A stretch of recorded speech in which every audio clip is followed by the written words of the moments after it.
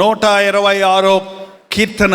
సియోనుకు తిరిగి వచ్చిన వారిని యెహోవా చెరలో నుండి రప్పించినప్పుడు మనము కలకనిన వారి వలె నుంటిమి, మన నోటి నిండా నవ్వుండెను, మన నాలుక ఆనంద గానముతో నిండి ఉండెను. అప్పుడు యెహోవా వీరి కొరకు గొప్ప కార్యములు చేసెనని అన్యజనులు చెప్పుకొనిరి. సియోనుకు తిరిగి వచ్చిన వారు దేవుని పట్టణమనబడే సియోను నుండి చెరపట్టబడి నానా విధములైన బాధలకు గురై, వేదనలకు గురై, శ్రమలకు గురై బానిసలుగా బ్రతికిన సమయంలో దేవుడు వారిని విడిపించినప్పుడు, తిరిగి మీ సియోను పట్టణానికి వెళ్ళండి అన్నప్పుడు వారు ఎంత ఆనందంతో మూటలు కట్టుకొని ఉరుకులు పరుగులతో దేవుడిని స్తుతించుచు, వారు దేవుని చేత దీవించబడిన జనమని, ఆశీర్వదించబడిన జనమని, దేవుడు తోడున్న జనులని చుట్టూన్న వారు చూస్తుండగా వారు పరుగున సియోనులోనికి వచ్చినప్పుడు వారి నోటి నిండా ఏముందంట? ఏది నోటి నిండా నవ్వుంటే ఎలా నవ్వుతారో నవ్వండి.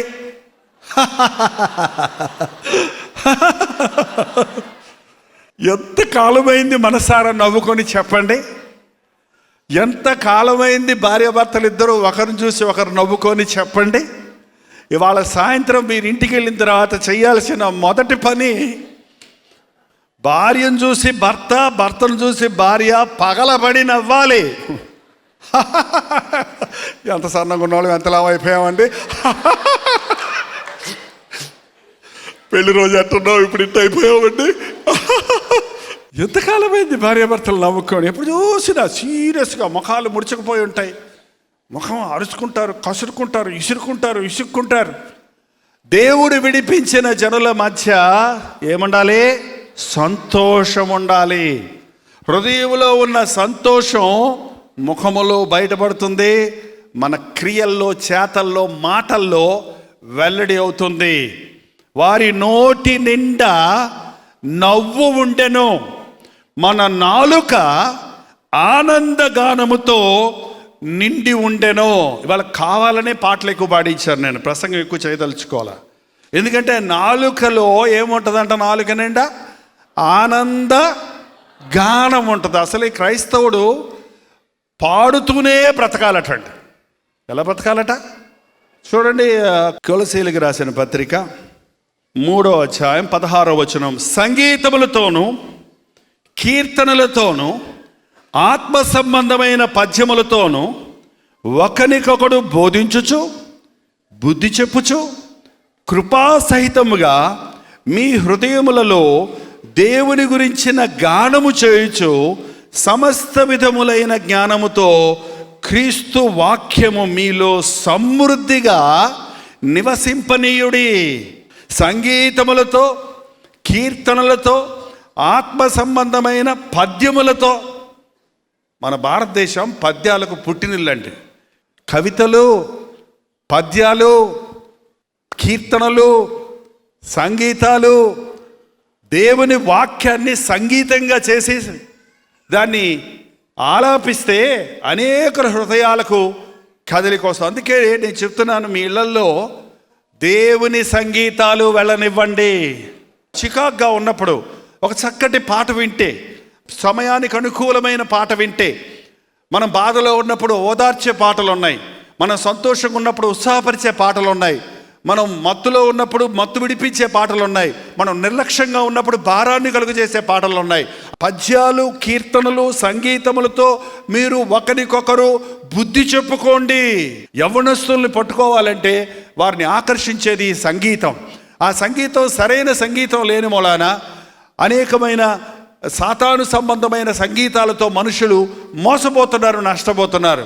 దేవుని బిడ్డలమైన మనం ఈ కొత్త సంవత్సరంలో ప్రతి వారు ఇంట్లో మాట్లాడుకున్నప్పుడు సంగీతాలతోనే మాట్లాడాలి. బాగున్నారా? బాగున్నాను. అన్నం తిన్నారా? చాలా బాగుంది, తిన్నాను. వంకాయ పచ్చడి ఎట్లన్నది, చాలా బాగున్నది అని రాగం పెట్టండి. బుద్ధి లేదా నీకు? లేదండి నాకు. బుద్ధి చెప్పుకునేటప్పుడు కూడా పాట పాడాలంటండి. ఓరే దరిద్రుడా, ఎందుకు నన్ను దరిద్రుడు అంటావు ఏంటండి? మనం అలా చెప్పుకుంటే కోపం లేకుండా నవ్వుకుంటా మందహాస్యంతో ఏంటండి చిన్న చిరునవ్వుతో ఒకరినొకరు తప్పుదిద్దుకుంటే ఇంట్లో ఎంత పీస్ ఉంటుందో తెలుసా? హెడ్ఏకులు ఉండవండి, ఇండైజెషన్ ప్రాబ్లం ఉండదు. టెన్షన్ అంటారు చూడండి, టెన్షన్ అని, ఆ టెన్షనే ఉండదు. ట్రైన్ వెళ్ళిపోతుంది, తొందరగా రండి, వచ్చేస్తున్నాను, ఉండండి. మీరు చెప్తుంటే వస్తుంది ఏంటండి. దేవుడు ఆశించింది అదే. దేవుని బిడ్డల జీవితాల్లో దుఃఖం అనేది, విచారం అనేది యేసుక్రీస్తు చేసింది కాదండి. ఆయన హృదయపూర్వకముగా నరులకు దుఃఖమునైనను విచారమునైనను కలుగజేయువాడు కాడు. అది పాపం వల్ల వచ్చిన ఫలితం. ఈ రోజున అది మనల్ని పట్టి ఏళ్తుంది. ప్రభువు మనకి సంతోషాన్ని ఇవ్వడానికి వచ్చాడు. నా సమాధానం నేను మీకు ఇచ్చి వెళ్తాను, నా శాంతిని నేను మీకు ఇచ్చి వెళ్తానని ప్రభు చెప్పి ఉన్నాడు. ఈ రోజున పద్యములతో, వాక్యముతో, సంగీతముతో దేవుని వాక్యాన్ని మన హృదయంలో సమృద్ధిగా ఉండనివ్వండి. ప్రభు విడిపించిన వారి నోటి నిండా నవ్వుంటుంది, వారి నాలుక నిండా ఆనందగానము ఉంటాయి. 2వ వచనం మళ్ళీ 126:2. మన నోటి నిండా నవ్వుండును, మన నాలుక ఆనందగానముతో నిండి ఉండును. అప్పుడు యెహోవా వీరి కొరకు గొప్ప కార్యములు చేసినని అన్యజనులు చెప్పుకుంటారు. నీలో ఉన్న గొప్ప కార్యాలను చూసి, మీ మధ్య ఉన్న ప్రేమను చూసి, మీ మధ్య ఉన్న హార్మోనీ అంటే తెలుసా అండి? ఆ కీబోర్డ్లో హార్మోనీ కీస్ ఉంటాయి. ఆ కీస్ ఎలాగుంటాయి తెలుసా? కొన్ని పొట్టుగుంటాయి, కొన్ని పొడుగ్గుంటాయి, కొన్ని నల్లగుంటాయి, కొన్ని తెల్లగుంటాయి, కొన్ని బ్యా అంటాయి, కొన్ని కీ అంటాయి, కొన్ని టూ అంటాయి. అన్నీ రకరకాలైన వ్యత్యాసమైన శబ్దాలు ఇస్తుంటాయి, రకరకాలుగా కనపడుతుంటాయి. కానీ వాటిని కలిపి ఒక వ్యక్తి వాడినప్పుడు అవన్నీ కలిపి వచ్చే సంగీతం ఎంత బాగుంటుందంటే హై నోటు, లో నోటు, చక్కటి సంగీతం, వినసొంపైన సంగీతం వస్తుంది. దేవుని బిడలమైన మనం కూడా నాలాగా ఆయన ఉండడు, ఆయనలాగా నేను ఉండను, నీలాగా మరొకడు ఉండడు, మరొకలాగా నీవు ఉండడు. నీలో ఉన్న తలాంతు వారిలో లేదు, వారిలో ఉన్న తలాంతు నీలో లేదు. వారు నీకంటే ఇంకో విషయంలో గొప్పవారిగా ఉన్నారు, నీవు మరో విషయంలో గొప్పవారిగా ఉన్నావు. వారు నీకంటే ఒక దాంట్లో తక్కువగా ఉన్నారు, నీవు ఇంకో దాంట్లో తక్కువగా ఉన్నావు. ఒక్కొక్కసారి మనం కంపేర్ చేసుకొని ఇతరులను పక్కన పెడతాం. ఇతరులను చులకన చేయటం వల్ల అక్కడ ఒక కీ పని చేయలేదంటే, కీబోర్డ్లో ఒక కీ పని చేయలేదంటే సరైన సంగీతం రాదు. అక్కడ ఏమొస్తుందో తెలుసా?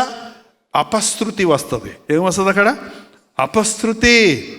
మన జీవితాల్లో కూడా వ్యక్తిగతంగాను కుటుంబంగాను మనం ఒకరినొకరు సంతోషపెట్టుకోవడానికి చూడాలి, కానీ ఒకరినొకరు ఏడిపించుకోవడానికి ప్రయత్నించకూడదండి.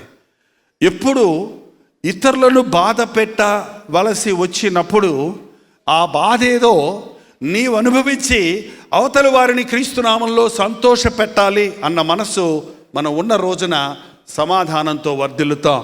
అప్పుడు మన చుట్టూన్న వారు యెహోవా వీరి కొరకు గొప్ప కార్యములు చేసి ఉన్నాడు. 3వ వచనం, యెహోవా మన కొరకు గొప్ప కార్యములు చేసి ఉన్నాడు. ఇక్కడ ఒక మాట గమనించండి. ముందు యెహోవా గొప్ప కార్యాలు చేశారని ఎవరు గుర్తించారు? మీరా వారా? వారు గుర్తించి చెప్పాకే నీకు గుర్తొచ్చిందంట. చూసారా?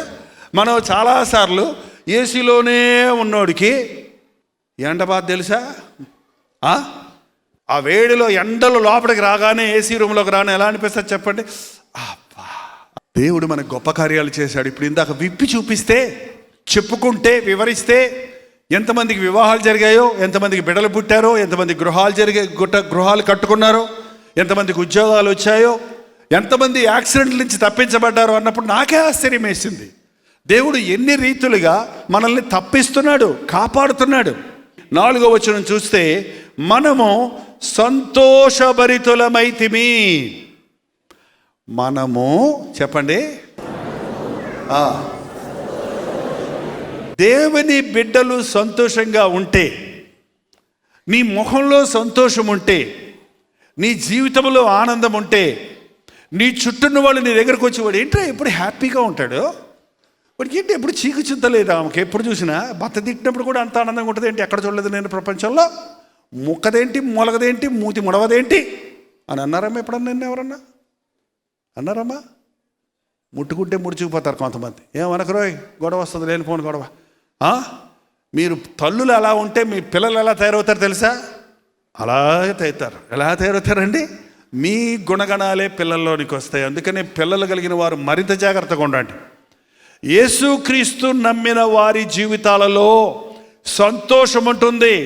పాట పాడినప్పుడు మాత్రమే కాదు, ప్రార్థన చేసినప్పుడు మాత్రమే కాదు, జనవరి 1వ తారీఖు మాత్రమే కాదు, జీవితకాలం అంతా ఎవరు తీసివేయలేని సంతోషం మన హృదయాల్లో ఉండాలి.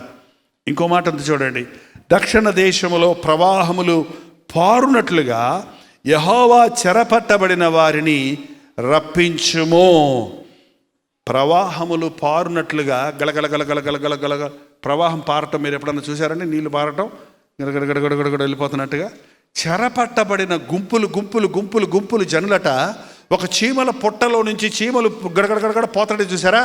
అలాగూ సాతాను చెరలో ఉన్న వారిని ప్రభు విడిపించినప్పుడు వారు గుంపులు గుంపులు గుంపులు గుంపులుగా సియోనులోనికి పరిగెత్తుకుంటూ వస్తున్నప్పుడు ఆ పాపపు బానిసత్వంలో నుంచి విడుదల పొంది, ఆ శాపాల నుంచి విడుదల పొంది, ఆ పాపాల నుంచి విడుదల పొంది, ఆ దుఃఖం నుండి విడుదల పొంది ప్రభు పిలుచుకున్న వారు ప్రభు రాజ్యంలో ప్రవేశిస్తున్న వారు ఎలా వస్తారు? గంతులు వేసుకుంటూ, నవ్వుకుంటూ, సంతోషంతో, కేరింతలు కొట్టుకుంటూ విడుదల పొంది ఉంటారు. సియోనులో నుండి విడిపించిన వారు ఎలాగో నవ్వుకుంటూ గంతులు వేసుకుంటూ ఎలాగో ప్రవాహంలాగా వచ్చారో అలాగూ నేను రప్పిస్తాను అంటున్నాడు ప్రభు. అలాగూ నేను రప్పిస్తాను. నువ్వు ఏదైనా గొప్ప వాటిని కావాలని ఎదురు చూస్తే దానికి you have to pay the price. అంటే ఏంటంటారు? నువ్వు అకస్మాత్తుగా ఒక స్టోర్లోకి వెళ్ళి ఓ మంచి పెద్ద టీవీ చూసి ఇది నాకు కావాలి అంటే ఏం చేయాలి? తీసుకెళ్ళండి సార్ అంటాడు. వాడికేంటి? ఎస్ సార్ చాలా బాగుంటుంది సార్, తప్పకుండా వాడు తీసుకో అంటాడు. కానీ నువ్వేం చేయాలి అప్పుడు? డబ్బులు లేవయ్యా నాకు కావాలంటే, ఊరకి తీసుకెళ్తానంటే ఇస్తాడా? ఏంటండి ఇస్తాడా? నీకు గొప్ప పరిచర్య కావాలంటే గొప్ప త్యాగం కావాలి, గొప్ప విశ్వాసం కావాలి, గొప్ప భారం కావాలి. 5వ వచనం, కన్నీళ్లు విడుచుచు విత్తువాడు సంతోషగానముతో పంట కోసెదరో. కన్నీళ్లు విడుచుచు విత్తువాడు సంతోషగానముతో పంట కోస్తారు. ఒక రైతు ఒక బస్తాడు ధాన్యం విత్తితే ఎన్ని బస్తాలు కోస్తాడండి? 40 బస్తాలు.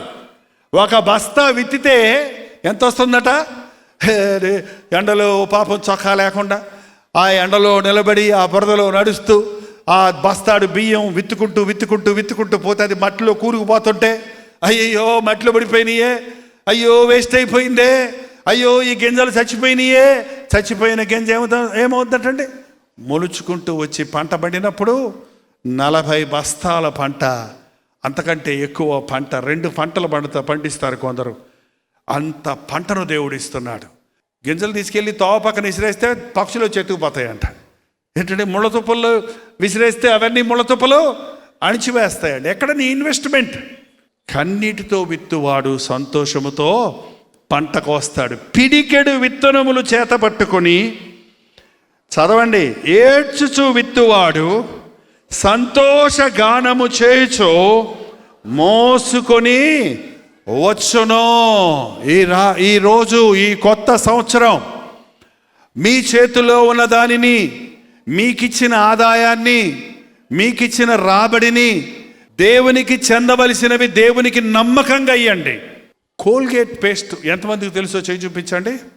ఓకే, వినని వాళ్ళు ఎవరు లేరు. కోల్గేట్ అనేది ఒక మనిషి పేరు. అది ఒక అబ్బాయి పల్లెటూరు నుంచి పట్టణానికి సబ్బులు పేస్టులు చేసి పళ్ళపొడులు ఆ రోజుల్లో చేసి అమ్మటానికి ఒక ఓడలో వెళ్తున్నాడట. ఆ ఓడలో వెళ్తున్నప్పుడు కొన్ని నెలలు ఓడలో ప్రయాణం చేసేవారు. ఆ కెప్టెన్ యేసుక్రీస్తుని ఎరిగిన వ్యక్తి. ఆ అబ్బాయితో మాట్లాడి ఎక్కడికి వెళ్తున్నావంటే, మా ఊర్లో ఉద్యోగం లేదయ్యా, రాబడి లేదు, నాకు ఈ చిన్న పని వచ్చు, ఏదైనా పట్టణంలో వృత్తి చేద్దామని వెళ్తున్నాను అంటే అతనికి చెప్పాడు, మొదట యేసు ప్రభువుకి నీ హృదయం ఇమ్మని అతన్ని రక్షణలో నడిపించాడు. అతను రక్షించబడి ఆ ఓడలో ఉన్నప్పుడు మంచి ప్రార్థన విశ్వాసం నేర్చుకున్నాడు.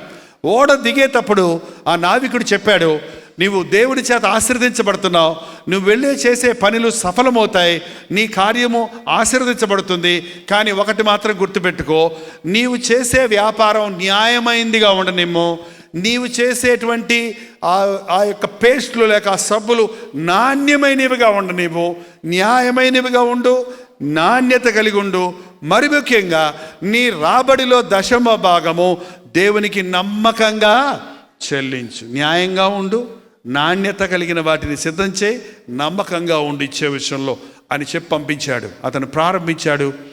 దేవుడు అతన్ని ఎట్ట ఆశీర్వదించాడంటే తప్పకుండా 10వ భాగం, 5 రూపాయలు అయితే 5 రూపాయలు తీశాడు, 100 రూపాయలు తీశాడు, 1000 రూపాయలు తీశాడు, 1,00,000 రూపాయలు తీశాడు. ఒక సమయం వచ్చేటప్పటికి కోల్గేట్ కంపెనీస్ ప్రపంచంలో అన్ని దేశాల్లోనూ కూడా, ఈ రోజున ఏ దేశం వెళ్ళినా మీరు కోల్గేట్ ఉంటుంది, అమెరికాలో వెళ్తే కోల్గేట్ పేస్ట్ ఉంటుంది, ఎక్కడికి వెళ్ళినా కోల్గేట్ ఉంటుంది. ఎందుకంటే అన్ని దేశాలలోనూ కంపెనీలు ప్రారంభించాయి. అతనికి రాబడి పెరిగే కొద్ది 10వ భాగం ఇచ్చిన వాడు 2 అంతలు ఇచ్చేవాడు, 2 దశమ భాగాలు 20% ఇవ్వటం ప్రారంభించాడు. ఇంకా అభివృద్ధి అయిపోయింది, చాలా డబ్బులు మిగిలిపోతున్నాయి. 50% దేవునికి ఇచ్చేశాడు, 50% దేవునికి ఇచ్చాడు. 50-50 ప్రభా, నాకు వచ్చిన రాబడిలో నీకు 50% నీ సేవకి, 50% నాకు అన్నాడు. ఇంకా పెరిగిపోతుంది.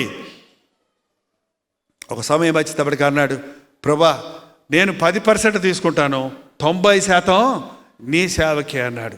ఈలోగా ఆ కంపెనీ అన్ని దేశాల్లో విస్తరించింది, అభివృద్ధి పొందింది. చివరి సమయం వచ్చేటప్పటికి, ఒక సమయం వచ్చేటప్పటికి అన్నాడు, ప్రభా అంతా నీకే, అంతా నీకే అని చెప్పి ఆ కంపెనీస్ని రిజిస్టర్ చేసి అది దేవుని సేవ కొరకు అంకితం చేసేసాడు. ఆయన మరణించి వెళ్ళిపోయాడు, కానీ ఆయన లేడు, ఇప్పుడు మరణించాడు ఎప్పుడో. కానీ కోల్గేట్ కంపెనీ జరుగుతూనే ఉంది. కారణం ఏంటంటే అది దేవుని సేవలో, దేవుని సేవ కొరకు అప్పగించిన, మనుషుల చేతుల్లో అప్పగించిన ఒక యంత్రాంగంగా పోతూనే ఉంది. దేవుని పరిచర్యకు ఆ కానుకలు వాడబడుతూనే ఉన్నాయి. కొంచెముగా నమ్మకంగా ఉంటే అత్యధికంగా ఆయన ఇచ్చేవాడిగా ఉన్నాడు. ఈ రాత్రి నీవు చేయవలసిన తీర్మానాల్లో ఒక తీర్మానం ఏంటంటే, ప్రేమతో మీ బిడలను ప్రభు దగ్గరకు తీసుకొని రండి.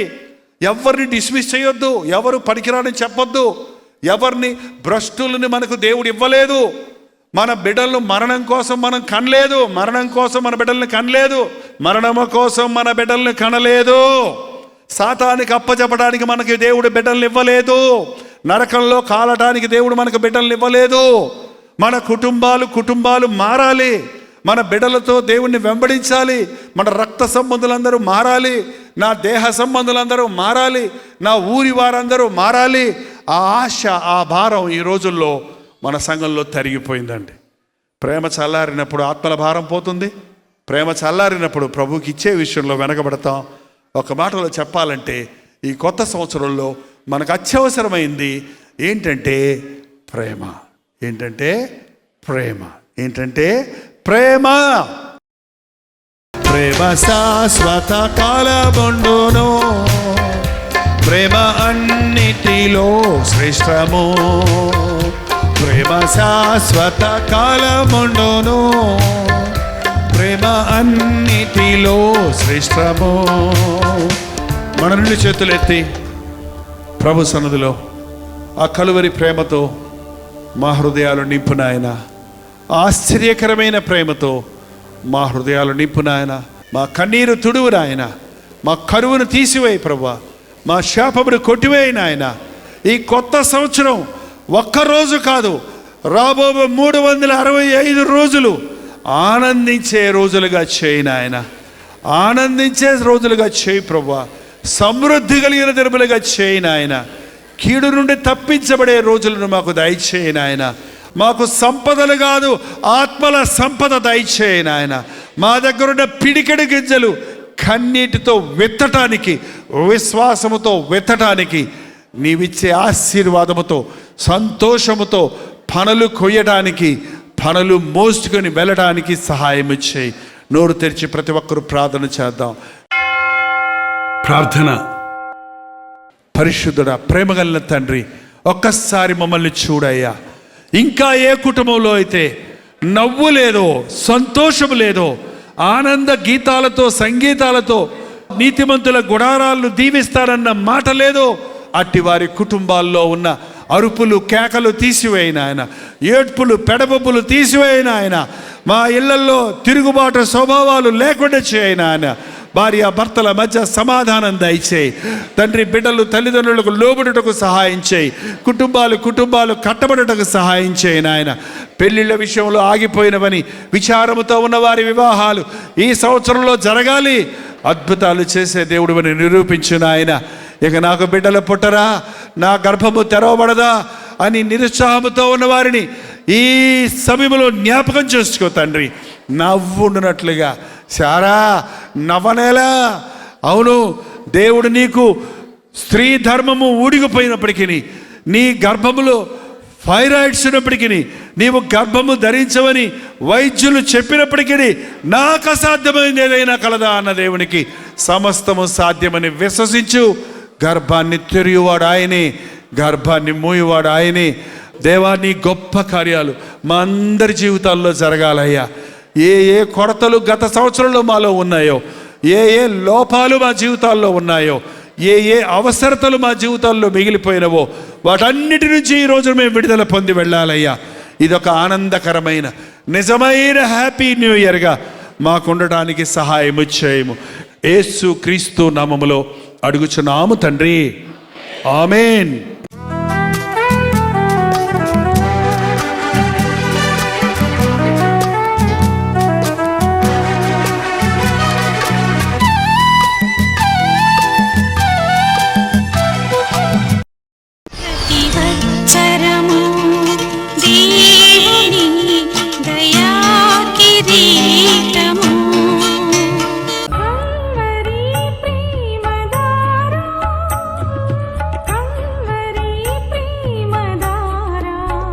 కల్వరి ప్రేమధార అనే మా ద్విమాస పత్రికను ఈ మధ్య త్రైమాస పత్రిక అంటే 3 నెలలకి ఒక్కసారి మాత్రమే ప్రింట్ చేయగలుగుతున్నాం.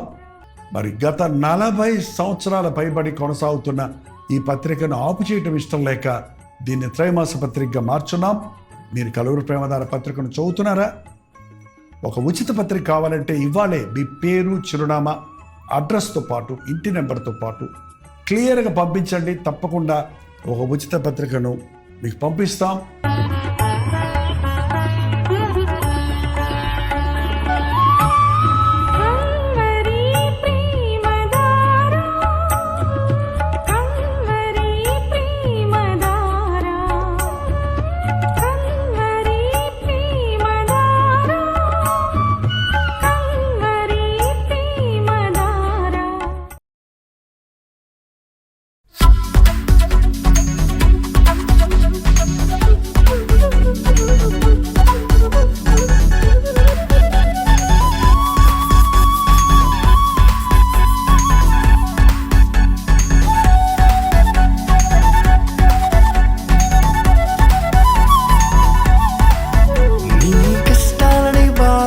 శ్రమలన్నీ తీర్చే అనాథుడు యేసే. నీ కష్టాలని, బాధలన్నీ, శ్రమలన్నీ తీర్చే అనాథుడు యేసే. ఆది నుండి ఉన్నవాడు ఆ దేవుడు, అద్భుతాలు చేసేవాడు నా యేసుడు. ఆది నుండి ఉన్నవాడు ఆ దేవుడు, అద్భుతాలు చేసే